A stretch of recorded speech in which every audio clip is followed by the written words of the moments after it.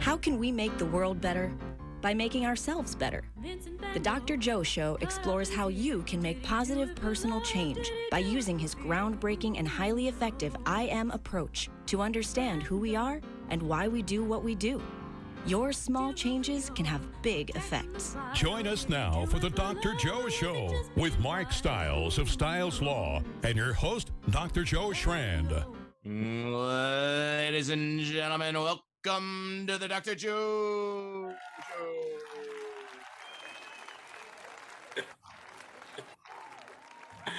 I tell you, it just makes me smile every time, Mark. It just gets better and better and better.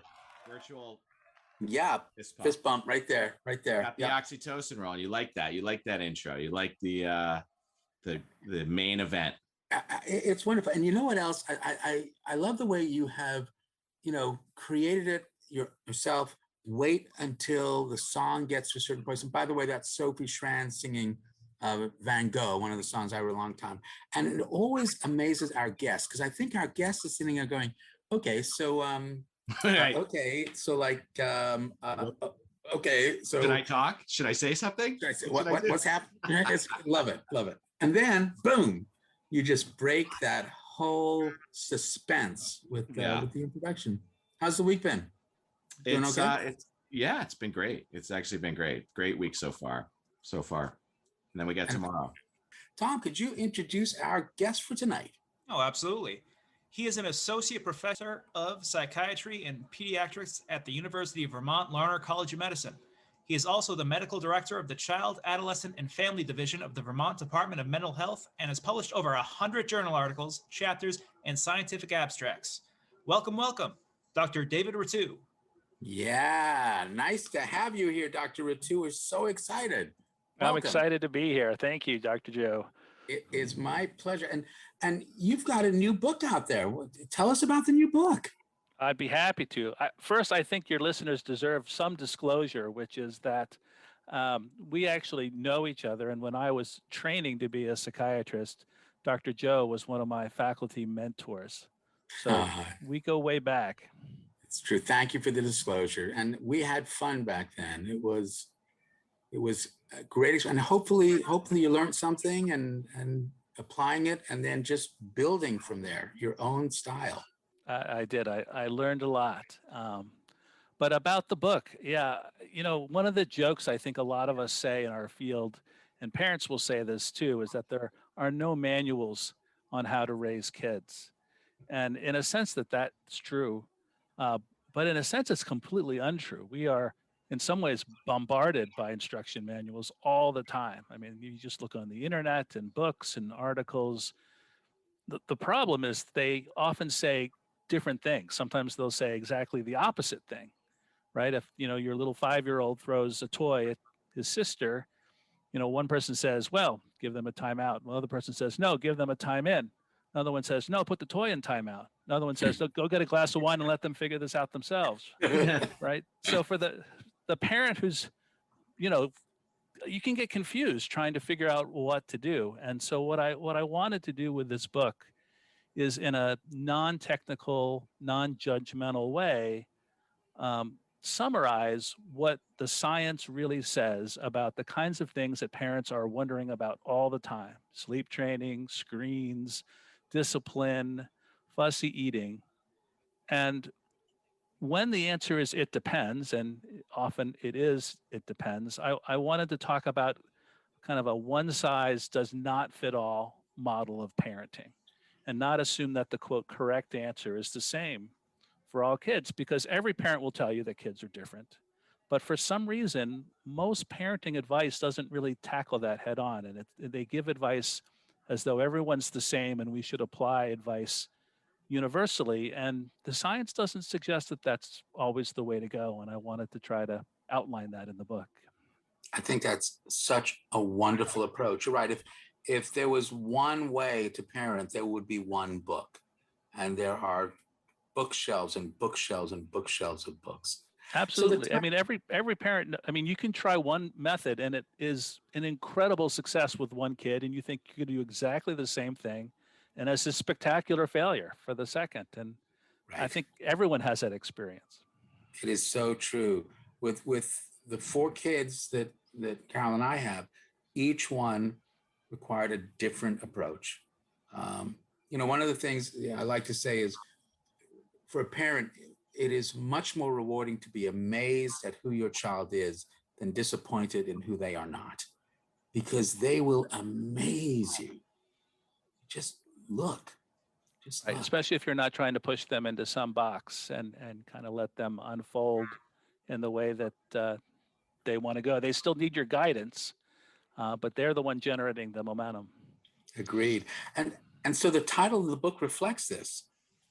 Yeah, and that book, the title of the book was somewhat controversial. I had more than one person tell me that from a marketing standpoint, the title "Parenting Made Complicated" is not going to be a great seller, and I can see that. I actually think the book makes things less complicated rather than more, and I really do try to offer quite a bit of practical, everyday advice that can help guide parents. But I wanted, maybe a better title would have been "Parenting is Complicated" rather than "Made Complicated." But that's what we got, and we'll see how it goes.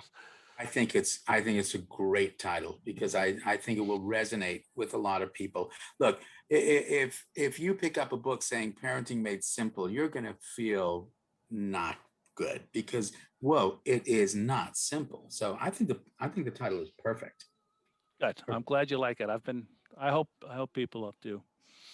Now, go ahead, Mark. Who makes it complicated? I think life makes it complicated, right? I mean, there are so many moving parts when it comes to parenting. There is the kid's personality. There's your personality. There's your partner's personality, if you have one. There's, all the circumstances behind your life. There's all the events that happen. And, there are so many different moving parts. It makes it hard to sort of say, yeah, just do this with everyone and it'll work out fine. So what inspired you to write the book? Oh, this is an interesting story. I was at our institution. I'm not sure if you're still there, Dr. Joe, but I was at getting training from an incredible place, really a world-class psychiatric education. And I had been taught about everything from different types of psychotherapies to Oedipus complexes to neuroscience to, you name it.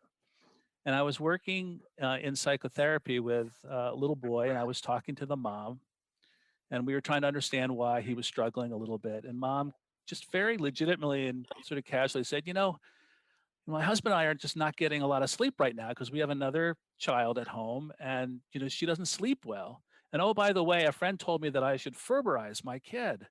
But then somebody said that may not be a good idea. What do you think, doctor? What do we know about that? And I just was, I was going through all the lectures that I had and thinking, we never covered this. I didn't know what to say to this parent. And I first thought, well, maybe there's no science behind it. Maybe this is all just kind of made up, or maybe there's science and I just don't know about it. And so this inspired me to sort of look into these parenting debates and controversies. And sad to say, now that that kid has probably graduated college, I could probably give this parent a good answer. So, this is fascinating. Yeah.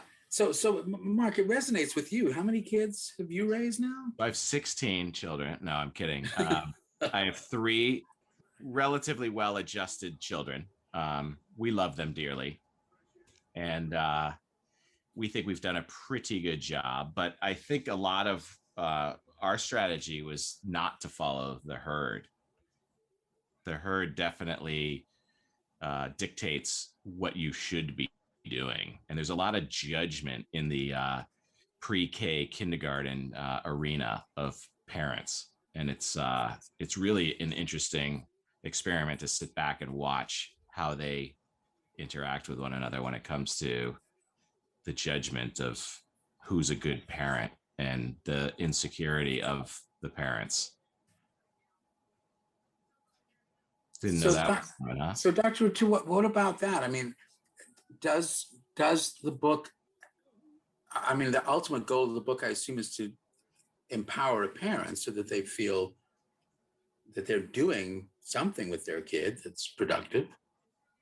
Yeah, I mean, I agree with Mark's point. I think in some ways parenting has become a competitive sport, Mm. and there is a lot of judgment, and unfortunately the magnitude of someone's opinions doesn't always match up with the depth of their knowledge. And so, you know, people can read book A and they're, absolutely certain that they're supposed to do that. And then they read book B and they're told they should do something exactly the opposite. And, um, and we live in a world of sound bites too. So people want sort of the answer and they want it quick and they want to be able to summarize it in 10 seconds. And I think one of the main points of that book is when we're talking about things like parenting, when we're talking about things like a developing human brain, it just doesn't always work out that way, and you have to spend a little more time and be a little more flexible than kind of these rigid rules. So, one of the things that we thought about, there are so many books about parenting. What sets your book apart from the others? Well, I don't want to knock all the parenting books. Some are really excellent, but a lot of them are really written like a legal argument. It starts from the place of there's something wrong with kids these days. I've got the answer. I'm going to tell you the answer because it kind of worked out for my kids. And I'm going to sort of lead the reader to some foregone conclusion. And I'm going to convert you to my way of thinking. And, that may work, in terms of our sort of legal world, but I'm not sure that works the best in our parenting world.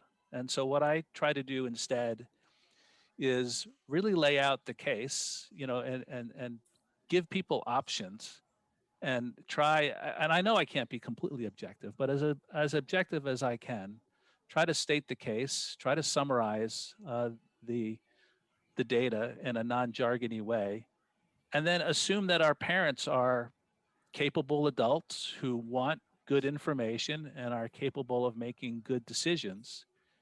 And plus, they are, as we talked before the show a little bit, Dr. Joe, they are the experts for their kids. And so it's better that they should use their judgment based on their expert knowledge rather than apply dogmatically, somebody on the internet who thinks this certain thing because it worked out fine for their own kids. And I think that that's such an important thing for parents to hear, that they're the expert. People like us, Dr. Rattew and I, we're just the professionals. But the most important person is the kid.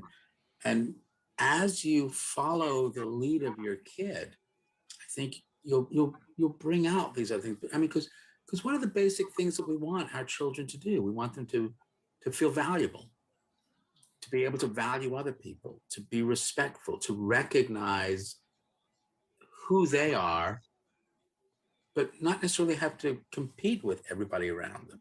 Not an easy task these days.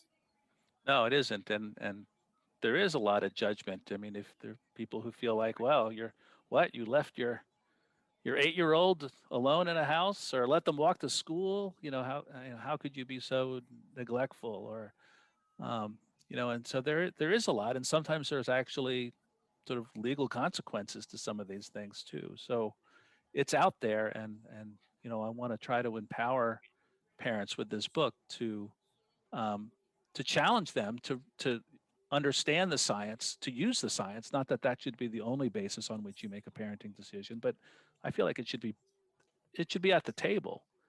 But then to sort of be your own little scientist with your own child, and to say, I'm going to try an approach based on what I know and what the science says.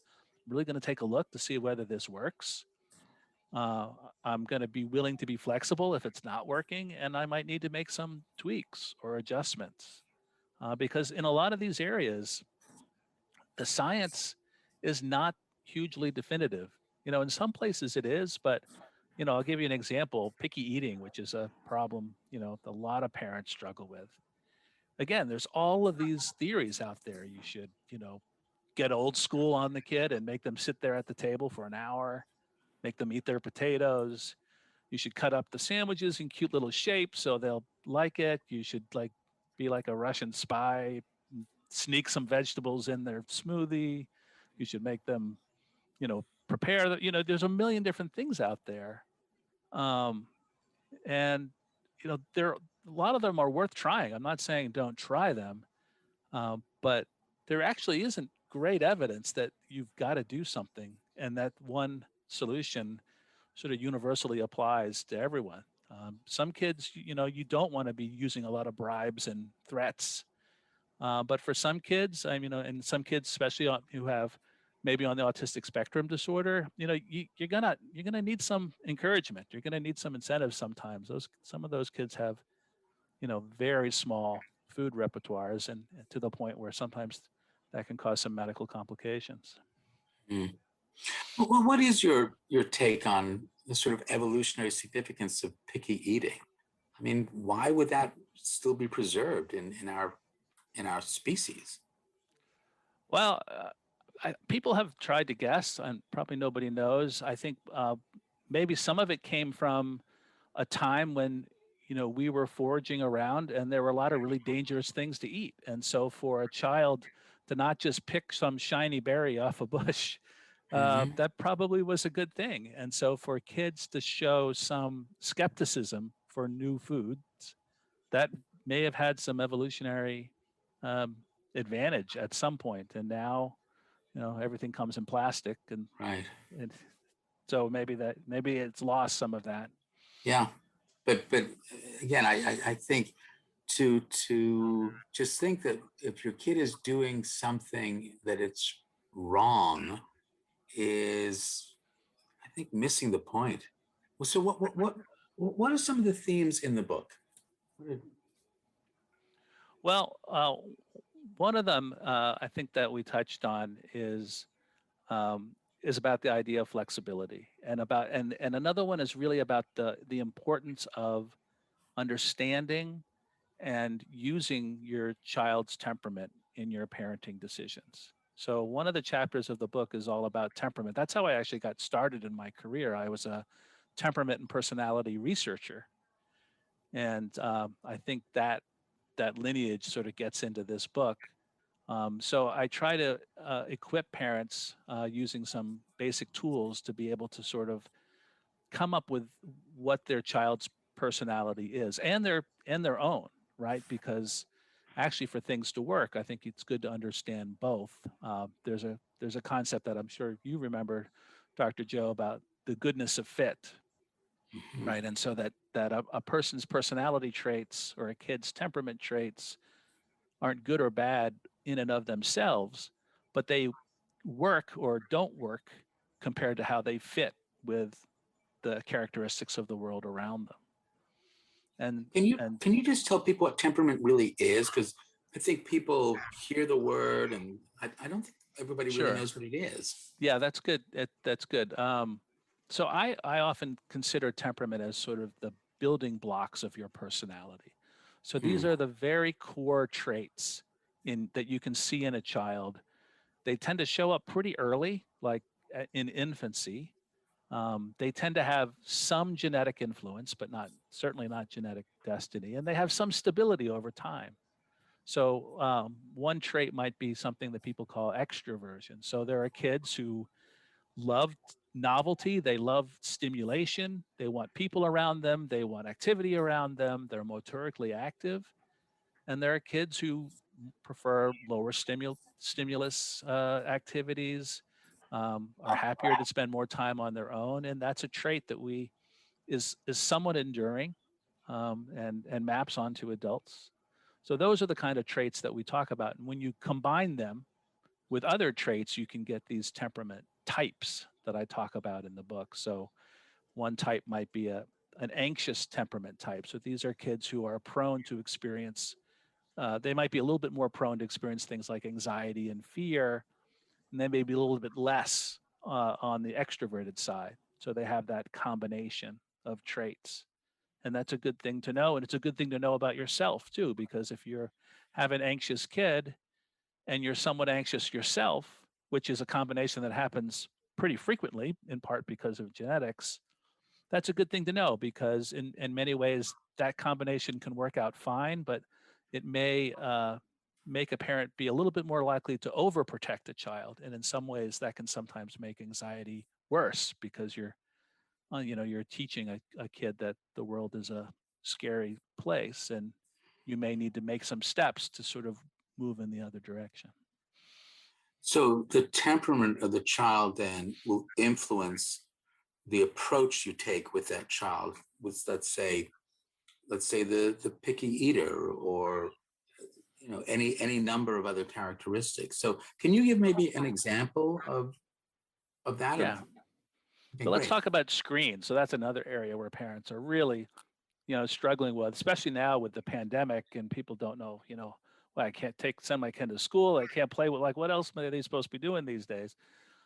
So screens, I think, is an interesting example, and it's very easy to be, put in one camp. Either, screens are the root of all evil in this world, or they're, it's time to get with the program because screens are everywhere. So just, give in and let them do what they want. But screens have some very positive aspects to them, and I think the research shows that they have some potential hazards and some negative. But those hazards can be different for different kids. So for kids who tend to be a little bit more aggressive, you may need to worry a little bit more about more aggressive content in the screens, because they may decide that they're going to reenact those with their sister, or that it may desensitize them to things that they should not be so desensitized to.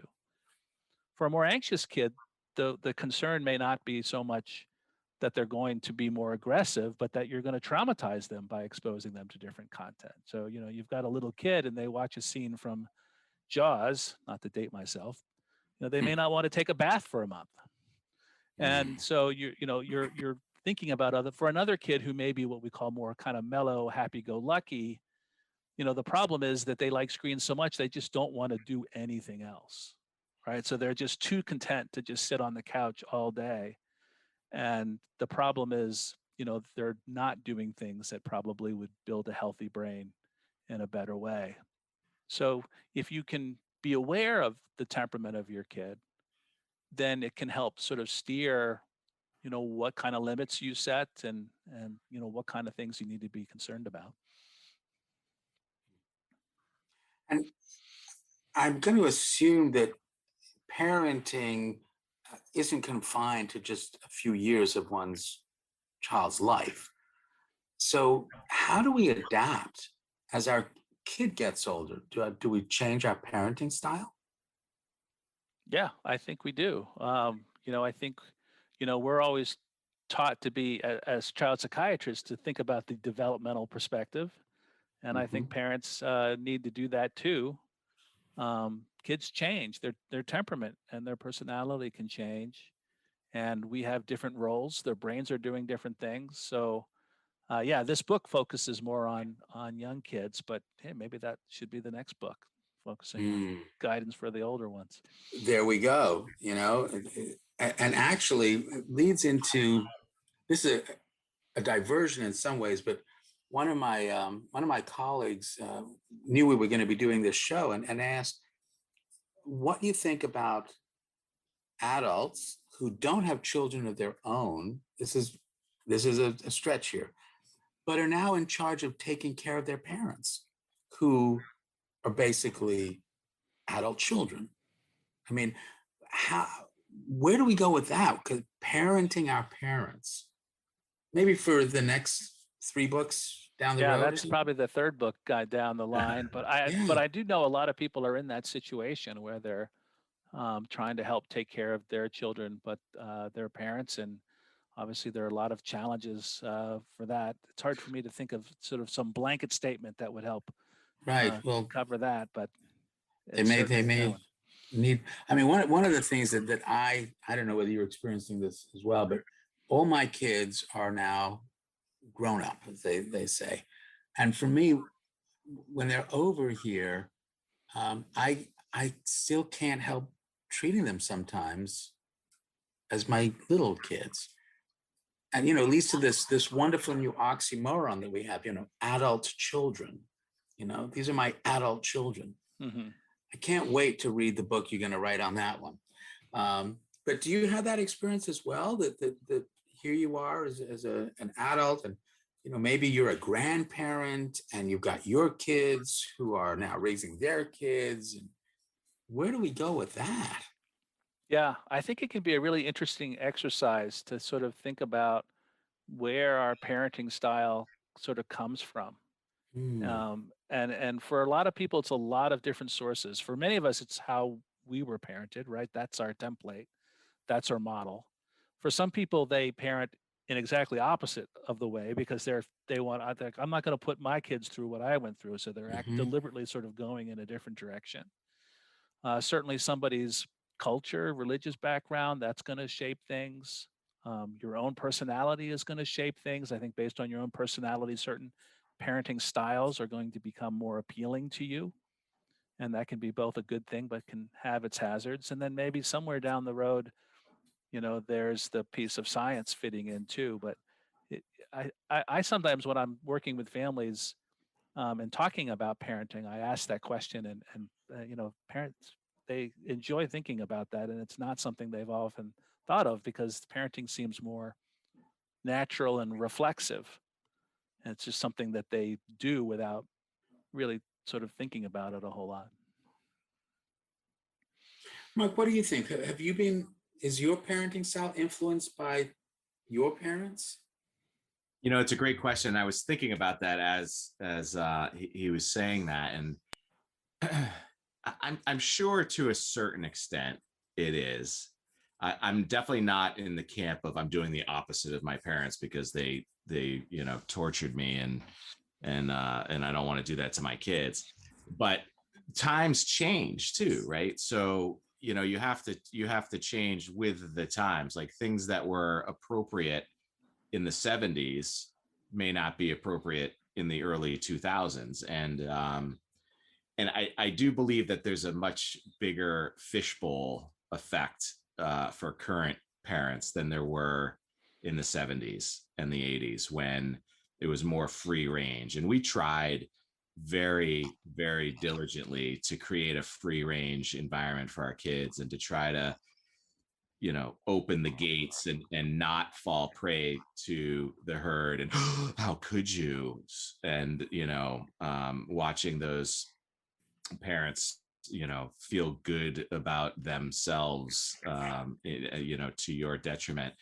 But to answer the question, I don't really know where my style came from other than instinct and trying to remember what it was like to be that age. Obviously the infant stages, Julie really owned that, and really had that down. But once we could get to an age where I could really start to remember what I was thinking at those stages is where I tried to come to the child with. And then you have to look at their own personality, because again, three boys, completely different. All three Mm. of them are completely different from one another, and we had to approach it in very different ways. And It's we amazing how different continue kids to. can be from the same family. And I'd also add that sometimes science changes, right? So, back when I was, learning from folks like you, Dr. Joe, we were taught terms like gender constancy. Remember that one? That, by age 3, a child, they know, for the Yeah. rest of their life, they're a boy or a girl. Well, that's been challenged a little bit in the last few years, and you've got to kind of roll with that. And there's a chapter on sort of gender development too in the more modern age. So again, that's what I meant by sort of a lot of moving parts to take into account. There So, are. so, so what is the science saying about that, about the gender development? It is changing. Right. So, I mean, I think that there are some, really strong challenges to the idea that, that gender, either expression or identity is this really binary concept, and that kids have it all sort of wrapped up by the age of 3. We know that some kids have very strong feelings that, their gender identity is opposite of what they were assigned. Some consider to see that. I think that they're somewhere in between, and it can move across development. And I think I think the point of my chapter there is to really follow your kid's lead on this. And again, we have, you know, parents do very different things. We have parents that will set forest fires by having gender reveal parties, and you know, Mm. do these extravagant, you know, princess nurseries.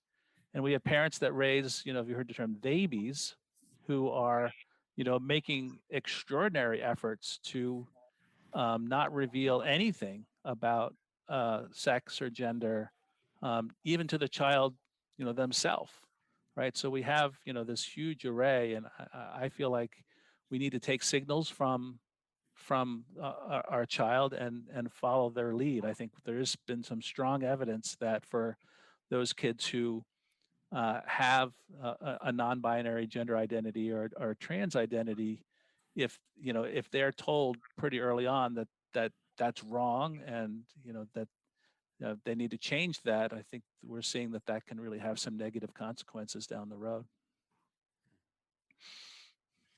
You know, in the book, you divide it into three wonderful parts. You know, that's the overview, and then infancy and toddlers and preschool. But in in general, if you could sort of just encapsulate what are the messages in each of those parts? Is that fair to ask? I mean, I know it's a huge book, but what's the main message you think in the first part? Well, I think in the first part, for infancy, um, I think one of the message is that we're making parenting decisions very early on. We may not be aware of them, but just like I was talking about, just like the you know, decisions about how you decorate the nursery is a parenting decision. And not that I Mhm. want, you know, parents to be like agonizing over each little decision because it's going to have some huge consequence down the road. I'm not saying that, but these are decisions, and they're worth being thought through. And you know, they can have you know, some effects down the road. And so, and then sleep training, you know, that may be one of the first parenting decisions that somebody may, in some ways, you know, the decision whether to do some kind of sleep training is sort of the first decision that a parent decides to make or not to change behavior. Um, and then I think as we get into older, you know, with the toddlers and the preschoolers, then I think we're really starting to see the a child's temperament start to take shape. And so now, you know, there's this huge other factor that's really starting to come online, and you're seeing this emerging person with these traits. And so now, you know, the game changes a little bit more, and then there's these traits that you have to, you know, cultivate, work with, you know, depending on, you know, what they are and what your own traits are. I sometimes, you know, will talk to families about how you can sort of sum up all of our interventions as being in one of two categories. There are things that you try to change the kid to fit the environment, and trying to change the environment to fit the kid. Yeah, And I yeah, think it's often some combination of those two things. right. And of course, you know, from an IM point of view, remember, IM, we're doing the best we can, influenced by the four domains of our home, social, biological, and IC, how I see myself, how I think other people see me. And that is exactly what it is recognizing your kids doing the best they can, but you change the environment a little bit, you're going to change their IM. You're going to change the way they respond. Your story made me think of Sophie, the firstborn, when we were potty training her, and how, you know, we had her potty in a certain place, and she was doing it and going, and she was so proud. And then one day she runs over to the potty and she sits down, she waits, gets up, looks in the potty, and turns to us both with this dismay and she said, "Where fart go?" And and regressed for like weeks. She was back in a diaper for weeks because this just did not fit her scientific concept of what should have happened. Um, so what about that? We talk about that when sometimes kids go backwards a little bit.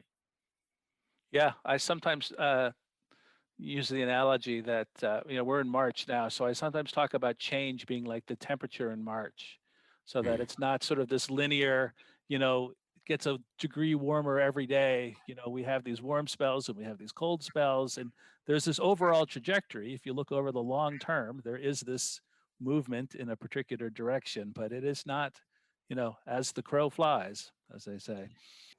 Yeah, it's an interesting story. And as a writer, and you're a writer too, Dr. Joe, so you know this. I mean, writers get rejected and writers get criticized, and that's part of the business. And if you're not up to getting criticized and rejected, it's tough. It's tough to be a writer. So I was expecting that, and like a lot of authors, you're looking for publishers, and sometimes you're getting your book proposal reviewed.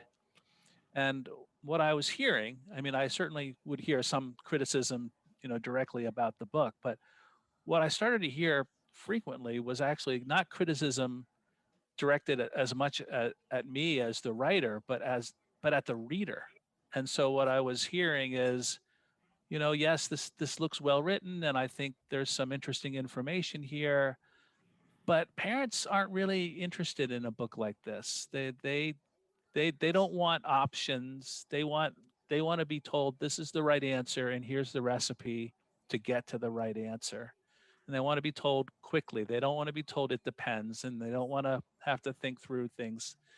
And I heard this, and I didn't want to I still don't want to believe it. I think it sells parents short. And I think it may be a product of, if that's the diet we've been given everybody for a while, then that's what they're going to get used to. But I'm really kind of hoping that that we're going to prove, those folks wrong, and we're going to demonstrate that, parents don't want to be necessarily led, that they want to be presented with options, they want to be presented with good, reliable information, and they want to be treated as competent adults who can make the right decision for their child. So it was an interesting and somewhat unexpected experience as I was, trying to find a home for this book. This isn't fascinating what power these editors and publishers have. To that regard, I just want to read one of the many comments on Amazon about your book, and I think it's so wonderful. It says, Dr. Tu lays out a different approach. He rightfully argues depends on the specific temperament and circumstance of your child, but instead of guilting you into following one path, he lays out what all the research says, not just cherry pick studies, and helps you distill how this research applies to different types of kids. I think that is such a wonderfully concise comment, and bravo to that. Because if we want to have empowered kids, we need empowered parents to model it. Right? I mean, am I missing something here? I know, I agree totally, and I was really happy to read that, because that's what my intention was, and I'm glad that resonated. Yeah, it is. Parents out there, never forget you are the expert in your kid. But if you want to know what some of the science is and maybe find some explanation as to why your child is doing what they're doing, that's important. But then it's what you do to respond to that will be powerful. Remember, you control no one, you influence everyone. You get to choose the kind of influence you want to be. And the ultimate goal, from my point of view as a parent, I have 4 kids, and I'm, as competitive as any other parent could be. And I will tell you all about my kids and how wonderful they are. But each one of them was raised differently. Each one of them was raised to respect each other's difference, and they get along so well. They just love each other. They love and are just embrace each other's success. And every time one kid feels successful, the other kid feels successful. I mean, that's really so cool. We just want our kids to feel valuable. It's what resiliency is all about. The resilient child has had someone who believes that they're valuable. We can do that. Go ahead. I want to add, I say in the book, I'm very uncomfortable being seen as a parenting expert. And in some ways, I feel like I've said many times, I've made every mistake in the book as a parent. I'm not coming from a point of accomplishment, but sometimes as a point of struggling like anybody else. I think being a child psychiatrist doesn't make you immune to parenting mistakes. It just makes you more aware of them. Absolutely. Wonderfully said. So true. And my dad was a pediatrician, and he said he made every mistake there was to make, but only once. You know, we're going to make all these mistakes. You know, we have a few minutes left. The I am saying, because the four domains interconnect, right? The home, the social, biological, and the IC. Small changes can have big effects. Dr. Rattew, what small change can you recommend to our listeners? Well, one thing that came to mind, I give maybe some strange parenting advice in the book, which is that there may be places where you need to parent unnaturally, where you actually need to take a step that goes against your own sort of temperamental grain. And not that we shouldn't parent instinctively, but if I were to talk about one small change, I might say, you know, be aware of maybe where your parenting is just coming too easily according to your personality, and where you may need to take a step in the opposite direction, and a small step, and then see where that leads, because it may be that in some cases that's what's going to be most helpful to your child. Interesting idea. That may be difficult for parents to do. Well, again, I'm not talking about, you know, Herculean huge changes, and I wouldn't want people to try to parent completely unnaturally. But what I mean is, for example, if you're the type of parent who's very good at setting limits, you tend to be serious, and you tend to be, you know, very good at that aspect of parenting, that's terrific. But maybe you need to take a step to be a little more playful, a little warm, and that doesn't come easily to you, but that actually may be something that your child needs. And so that's what I'm talking about. I'm not talking about transformations. I'm talking about little steps. And then the second truth of the I am, because everyone's interested in what you think about them, and you're part of someone's home and social domain, and you know the way you treat someone has an effect on their biological domain, the way they think you see you. You control no one, but you influence everyone. And you get to choose the kind of influence you want to be. Dr. Rattew, what kind of influence are you hoping to be? Yeah, it's a great question, and I probably won't surprise anybody. You know, I don't want to be influencing people on what to think at all. I mean, I think that's one of the central points of this book. I would like to help influence on how to think, and I think maybe that's where I'd like to make my mark, is not sort of say this is what you have to believe, but here's a strategy that might help you get to the right strategies and solutions for your kid. Terrific. How do they get the book? It's not hard to find. I think you can go to any of the online outlets and find it. In terms of a physical copy at a bookstore, it may be a little bit more hit or miss, but I think it's in some, but it's not hard to find. And you also have a blog on Psychology Today. So can people just read some of the stuff there too? What are you writing on there? I've been blogging for many years there on all kinds of mental health related topics. So would love to have people check that out. Yeah, please do. And write comments on that. And if you're buying the book through Amazon, please leave a comment on the Amazon page. It really helps an author. Dr. Rattew, it's been wonderful having you. It's great seeing you again. And I'm so honored as an old teacher of yours to see where your career has led. I am truly honored. Thank you so much. Thank you. This was terrific, and I appreciate all of you for contributing. It's been great. Guys, we'll see you all next week on the Dr. Joe Show. Week.